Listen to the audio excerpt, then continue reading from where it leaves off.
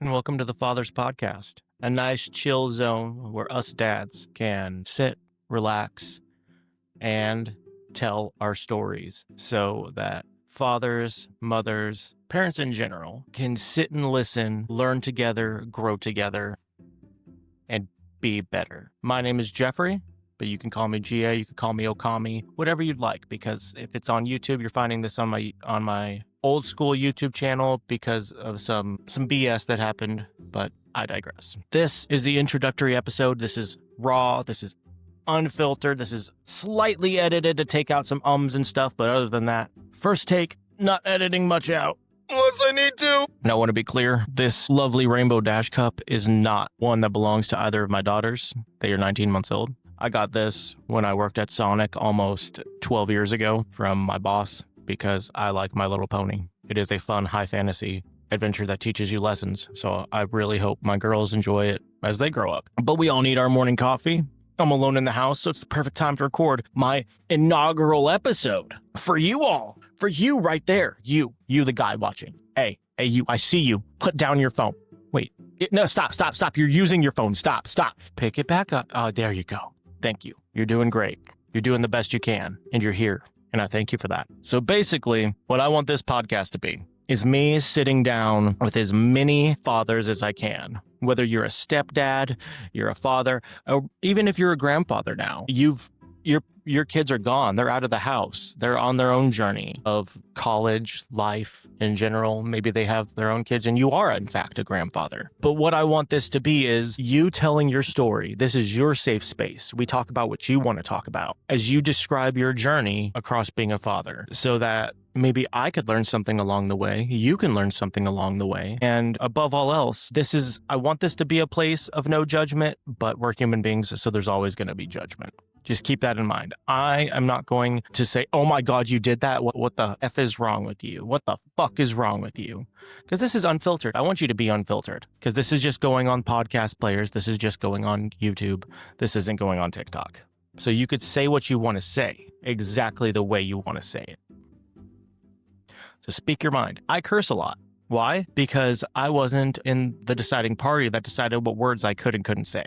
That happened like 200 years ago and was decided by some old Southern women that wore dainty gloves up to their elbows so they could eat finger sandwiches. I could say fuck, I could say shit, I could say whatever I want because I did not decide those words. You did not decide those words, but that's beside the point. Let's get into the meat of my episode. My journey of being a father started with me and my wife having 2 miscarriages before we had our 2 beautiful twin baby girls. And as you can imagine, that put some strain because that's something that changes you. It just does. And if you don't already have kids, I'll put it the way my wife put it back in the day. We were parents without any kids. And that is something a lot of people don't know how to wrap their head around. When somebody tells you, oh, we had a miscarriage, you're just like, oh my gosh, I'm so sorry. If there's anything you need, please let me know. And you put it out of your head because you don't realize you're talking to a parent there. You're talking to a parent that's lost their child. And that is, gosh, that's like right in my face. That is something that will take a lot more time than you think it will to process. A lot more time. And there's nothing wrong with that because time does in fact heal all wounds. For me, it's a lot different than for my wife because I live by what I like to call the rule of 5s. I can't remember exactly where I got this rule, but when I heard it the first time, I was like,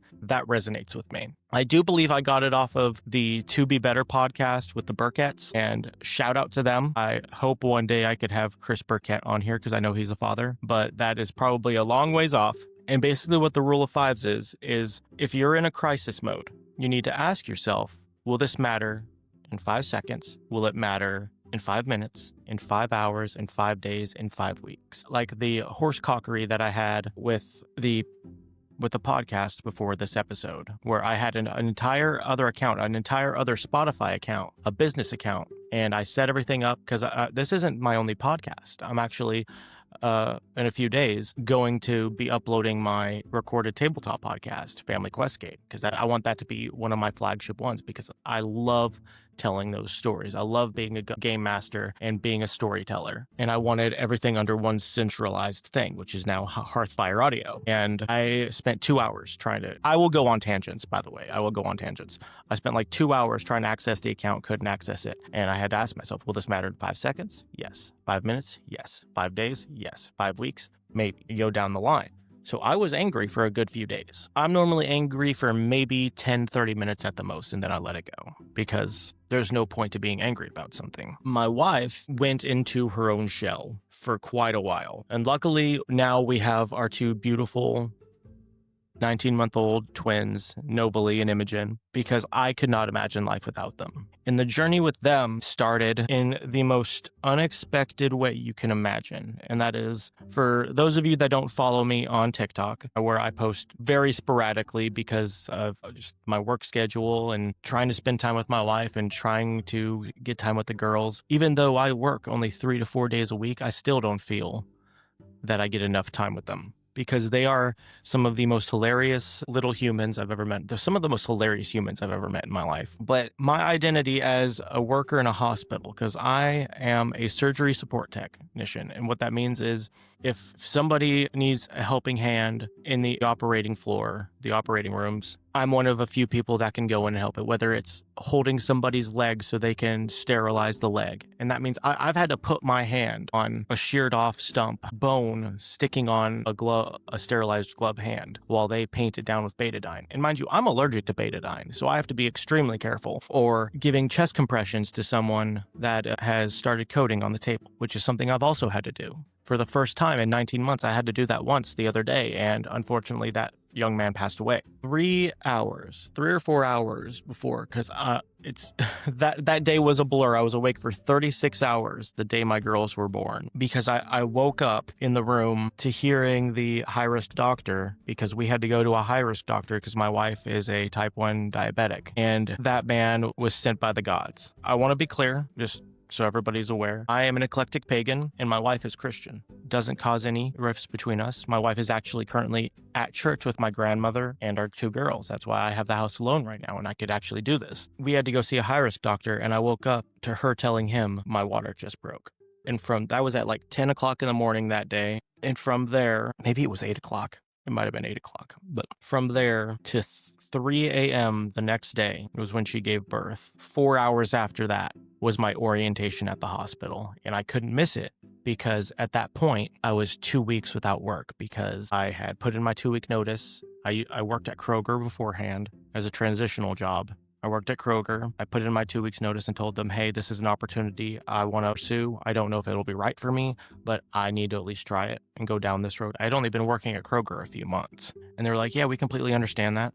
But so I'd been without two weeks without work. So I needed to go to orientation. I couldn't just go downstairs and be like, hey, my wife's upstairs. She just gave birth. I'm not coming. Sorry. But I had to go that entire day knowing that my wife and 2 baby girls were upstairs in the NICU because they did come 6 weeks early because they will tell you that if you have twins or triplets, quadruplets, however lucky you get with that dice roll, that if it's more than one, they will come, on average, significantly early. So Nobly spent a week in the NICU, and Imogen spent 2 weeks because she just could not keep the formula down. But because of that one event, I kind of feel right now, it's kind of lessened as I've gone on, but being a hospital worker is kind of intrinsically tied to me being a dad, because both started at the same day, the same time. And without that job, I would not get as much time as I do with my children. And I am eternally thankful for that. And these first 19 months have not been easy for me because I have ADHD. I am somewhere on the spectrum. I am ADHD. That is the official term for it, ADHD.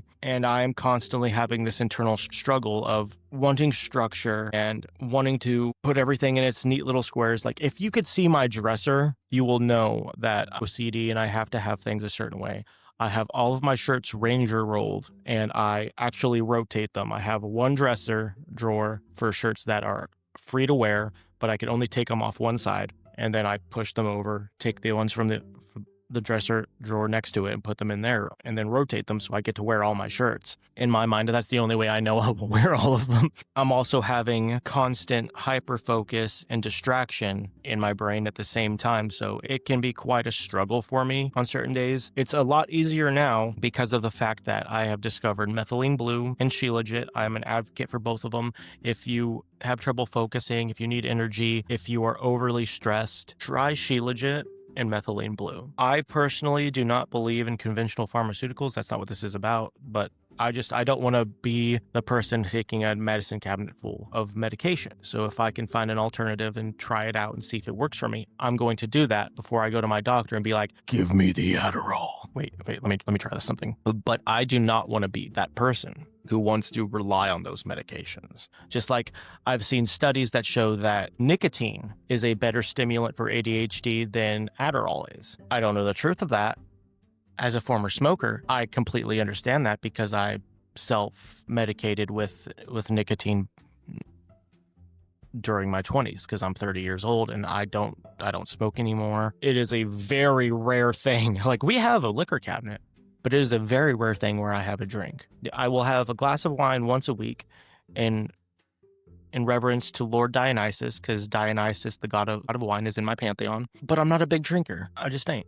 I'm not a smoker. I don't get anything from it anymore. And I quit cold turkey and it did nothing to me. I guarantee you that's because I have ADHD. Because of that, I don't understand how people can have withdrawals from cigarettes and stuff like that. I understand that withdrawal is a thing. It did not happen to me.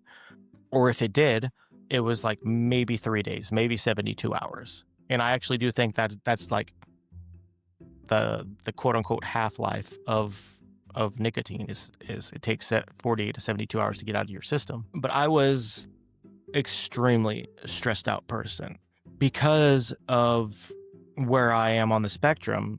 Being a dad to 2 babies was extremely difficult. It was beyond difficult, and it still is some days, because one thing that will activate, it's called monophonia. It is a symptom of that a lot of people with autism and that are on the spectrum deal with, and that is certain sounds and stimuli, or the absence of sound and stimuli, can cause a visceral, even aggressive response. For instance, even when I'm at work, I've told the people I work with this, if I am not in a room actively helping somebody or going to go retrieve a patient for the doctors, sorry, the coffee is kind of giving me some dry burps, and I'm trying to keep them down. Or was I? Dang it. I lost my thoughts. Monophonia. I have constant video game music playing, something very soothing to me. On occasion, I'll listen to a podcast as well because I am a tabletop gamer. I like listening to stuff like Critical Role for D&D, or the Glass Cannon Network for other things, or their Call of Cthulhu campaign is fantastic. Their Delta Green, which is what I'm currently playing, is fantastic. I would not be playing Delta Green if it wasn't for Troy Lavallee and the team, because Delta Green is a fantastic game. Or even stuff like Silhouette Zero and Force Majeure for Star Wars Edge of the Empire, because as you could probably tell by looking, I'm a huge fan of Star Wars. Star Wars is my favorite fictional universe. But I also listen to other stuff like Crime Junkie, or To Be Better, or lore casts. I just recently, within the past few years, got into the lore of Warhammer. I will never actually play the game Warhammer because I do not have the money for that. And even if someone with 6 3D printers, you can't go to a tournament with 3D printed ones because they have rules against that. So there's no point in me printing off and painting Warhammer minis. But itchy nose. Even audio dramas, my favorite 2 audio dramas, you could probably see back there, I have 2 Welcome to Night Vale posters. Welcome to Night Vale is a fantastic universe. Or over here on this wall you can't see over here, right there, I have Juno Steel. Juno Steel is my favorite. True Vault Escapades for the Fallout, because there are tons of Fallout audio dramas out there that are fantastic, like True Vault Escapades, Chad, a Fallout 76 story, Once Upon a Wasteland, Mindfog, a Fallout 4 diary. It doesn't matter. There are so many great podcasts out there help me calm my mind as I'm going through the motions of work or cleaning my house. I have to have constant stimuli, constant noise. But one thing that also sets me off, and it was really rough, there was a point to that tangent, and this is the point. I can handle babies crying. That does not bug me. but there's like a particular pitch of baby scream that instantly makes me want to punch a wall. And I can't do that. I can't, because there's two babies. I cannot get angry. I cannot get that angry. So I have to bottle it up.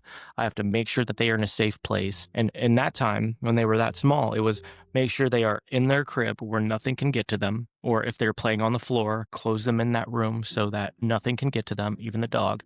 Because I do have a dog, and I would have to step outside for a good 10, 15 minutes. And that's a hard thing to do, especially when you're the only person being the caregiver for those children at that time, because my wife was at work. And like I said earlier, I get 3 to 4 days a week with the girls, because I get 2 days during the week where it's just me and the girls. And then unless I'm on call, I get Saturdays and Sundays with them as well. And that's family time with me, my wife, and the girls. But on those 2 days during the week, a storm inside my mind of how can somebody like me take care of these two kids by myself when I'm like this? These two deserve a better father. These things constantly went through my mind, because whenever they would get upset and there's the only thing I could do, I couldn't even stop myself to figure out why they were upset, because I had to get out. And I would get as far away to where I could just barely hear them to make sure that they were still there and still crying and nothing had happened.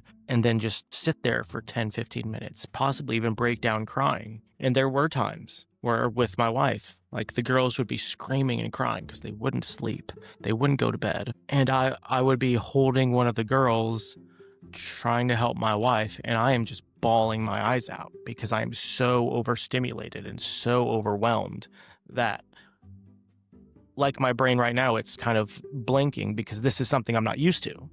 I'm not used to sitting here in front of a camera and talking for, at this point, 25 minutes.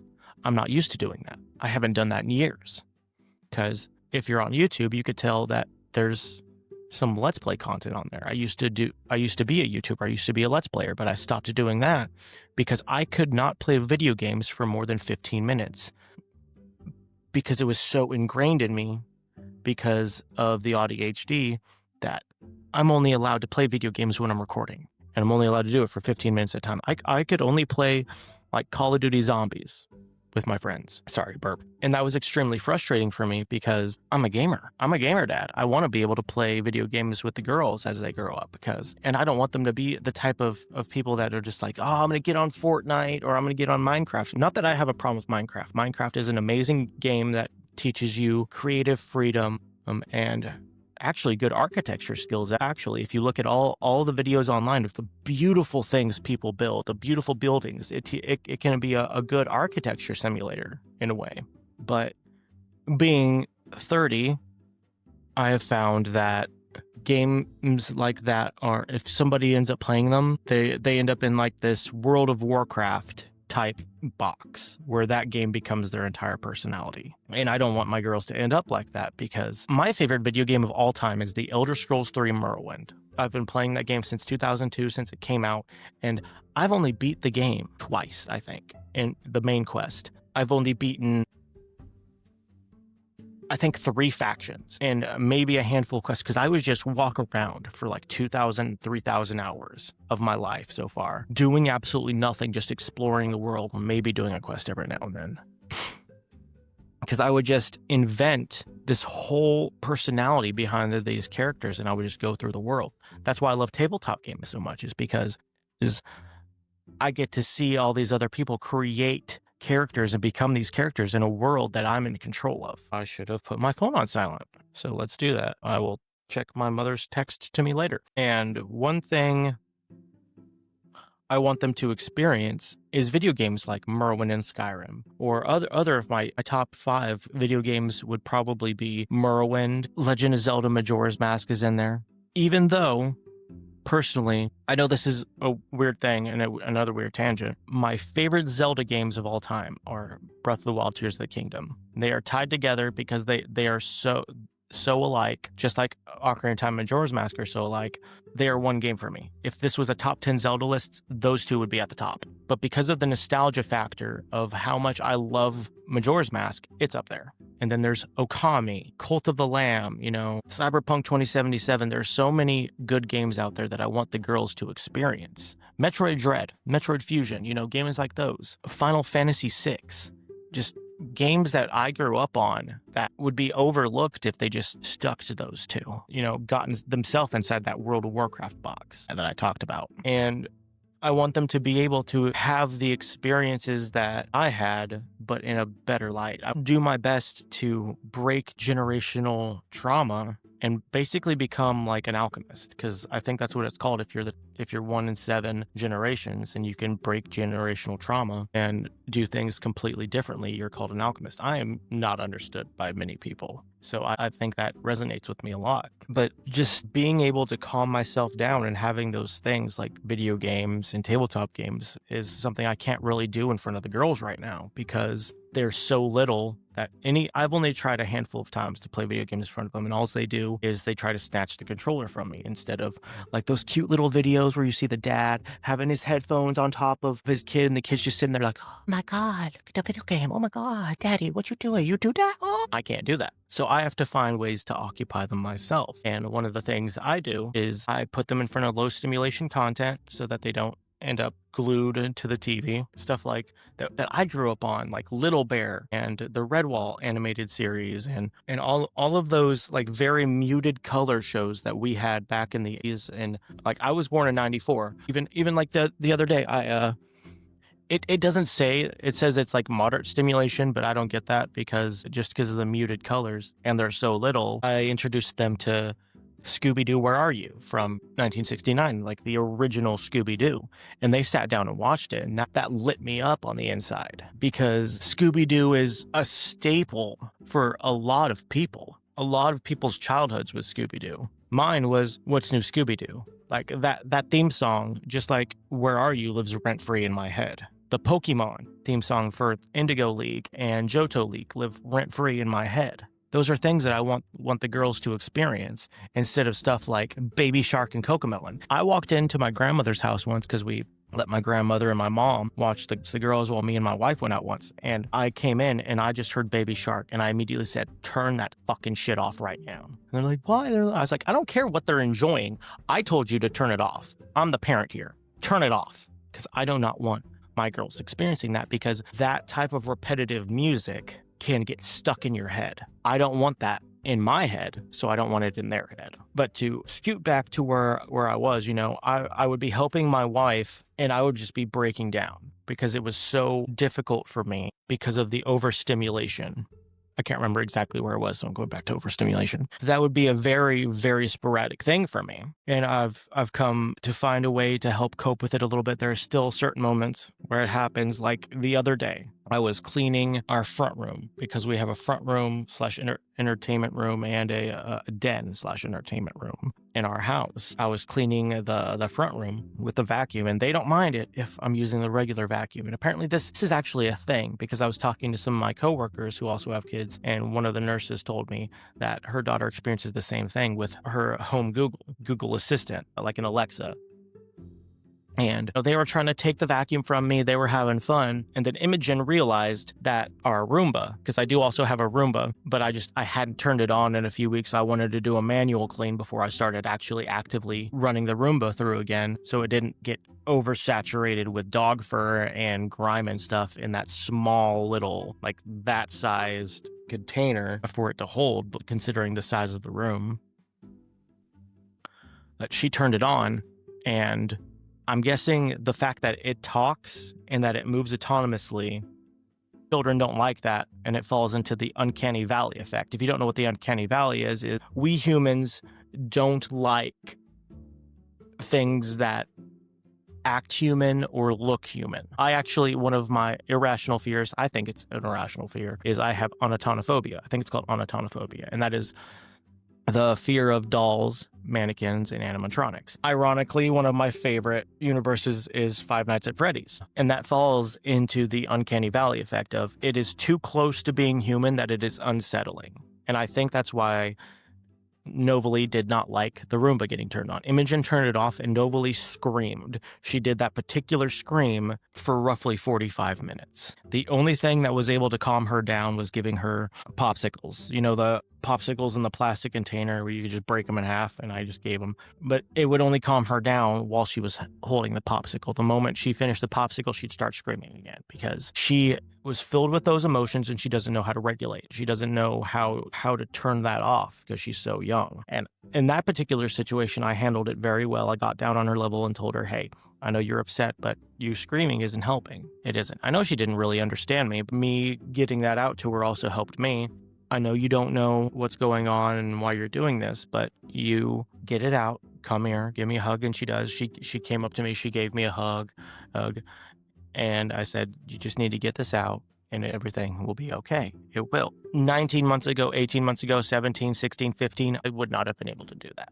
I would not. I would have had to walk to the door, stand outside, and let them just stare at me and scream until I calmed down enough that I could go back inside and attempt to handle the situation. And just other things have been a journey too. Not just, my experience of being overstimulated, being neurodivergent. There was also stuff like just seeing them experience food, going from formula to weaning off of formula and going into baby food. And they didn't even really go on baby food that long before we started giving them regular food, but just like, soft foods that they could take in and showing them flavors.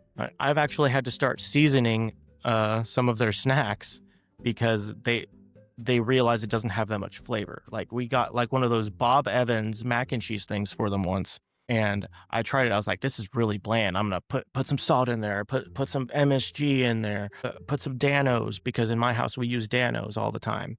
And I brightened it up and gave it actual flavor, and they annihilated that entire container. It was amazing because at that point they were not eating that much, and they annihilated that because they wanted flavor. We had showed them flavor and they weren't getting it. Everything was bland because we weren't really seasoning stuff. And I was like, okay, yeah, I could season stuff for you. I'm a cook. I'm a chef. I'm a professional chef. I could do that because I worked in the food industry for 10 years. I worked in kitchens for 10 years in and out. So on top of the fact that I was taught how to cook by my grandmother and grandfather and my mother, all three fantastic cooks, that I know how to add flavor to stuff. I know how to create good meals. My wife will not go to a restaurant and order a burger because I make a better burger than any restaurant around here. That is a brag on me. She has told me that herself. That is a brag on me, and I'm glad that my girls are going to be able to experience food like that. They don't want to go out to a restaurant and be like, Daddy, can we go to Red Robin's for burger? I want burger. I'm like, no, I could just make you a burger here because you guys know I make a better burger here, and I'm looking forward to them coming up to me and being, Daddy, I want this to eat. And I'd be like, absolutely, I can make that for you. But right now we're at that point where they're just starting to form words. So they can't really tell me what they want. And going through the experiences of knowing that there will be lasts to everything, but also firsts to everything. Watching them go from not being able to move at all to crawling to individually taking their time. Like Novalee started walking a full, I'd say, I want to say it was a full 2 weeks, maybe a week and a half or so. She started walking a good while before Imogen did. Like they would pick themselves up, balance themselves on a surface and stand up and like move themselves along it, but without support. And now they're running down the hallways, chasing each other, laughing. They're never going to crawl like that again. Or we recently transitioned them out of their high chairs and we got them a small little table that, you can make it stand up taller. And unless we're in a restaurant, they don't sit in high chairs. That phase of their life is gone. But one thing you have to realize as a father is just like I said, there will always be a last time for everything with your kids, but there will always be a new first as well. It doesn't matter how old your kids are. I hope that when I'm 60 years old and both of these girls are in their 30s, I feel a sneeze coming on, so I might sneeze. When they're in their 30s, I'll be experiencing new things with them. Going from the back-facing car seats to the front-facing ones to now my grandmother has just recently bought and we put them in her car because she bought them and we don't want to keep taking car seats in and out of the cars. She bought ones that convert to booster seats because they're almost getting to that point. And soon enough, they'll be at, I think it's 4'9". They're nowhere close right now, but soon they'll be at that magic number where they no longer need a booster seat. It is one of the most amazing experiences watching a child grow, because they grow so fast that it's hard to actually quantify it into words. I hope I used that sentence correctly. I probably didn't, but proper grammar doesn't exist in the real world. I don't know why we put it in books. That watching a child grow right before your eyes is one of the most amazing experiences out there. And we as fathers don't really get a voice. For instance, one thing that I had to experience, and I see videos about this all the time, that my experience was a little bit different, but I know a lot of mothers out there feel the same way about this, is waking up in the middle of the night to get the little ones. I've only had to do it like maybe 5 or 6 times. And that's because we go to bed at 11 o'clock midnight, and I have to wake up at 5 o'clock in the morning to be at the hospital at 7 o'clock in the morning. Because I need that time to get ready and then leave the house at 6, because I have to be there at a certain time and be on the clock before 7 o'clock, even though my shift is 7 to 7. And she wants to make sure I get my sleep, even though I'm one of those people that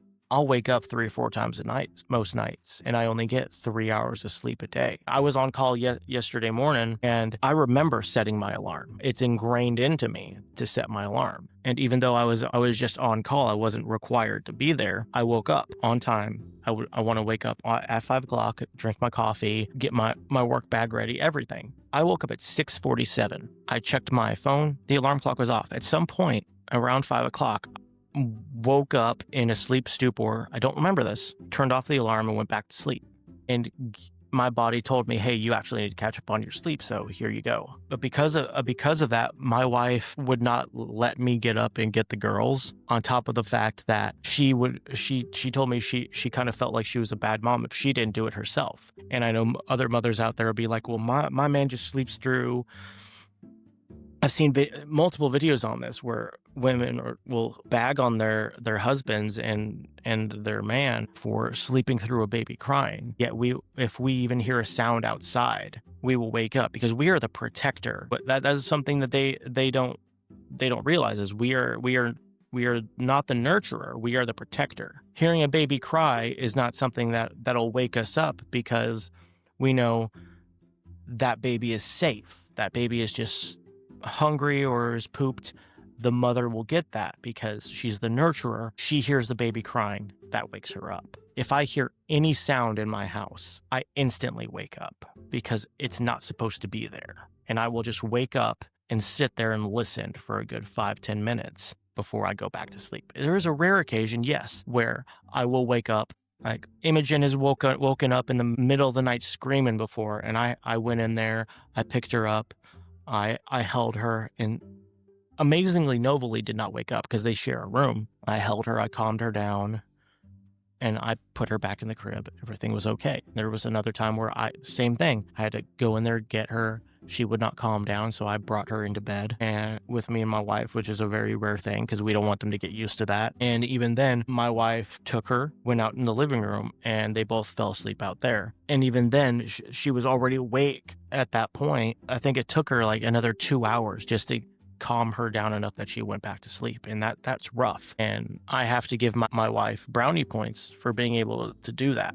because if she had asked me, would I have done that? Absolutely, without question. But she feels like that's her job to do, so she doesn't make me do it. And there are so many things that I feel that are overlooked because we as fathers don't do those things, because it doesn't appear in our mind, hey, we got to do that.